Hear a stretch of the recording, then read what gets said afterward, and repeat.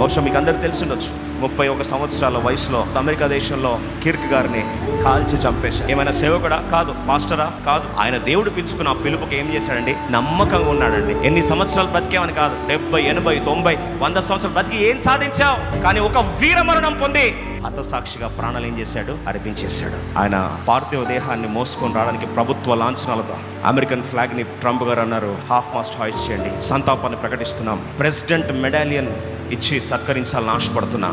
చరిత్రలో ఒక vice president ప్రభుత్వ లాంఛనాలతో ఆయన పార్థివ దేహాన్ని మోస్తా ఉన్నాడండి.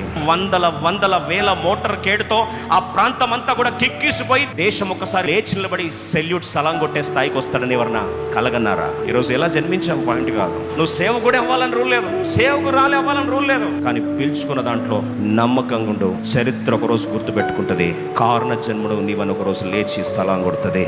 ఆ మాటలు దేవుడు మన పక్షం నెరవేర్చును గాక.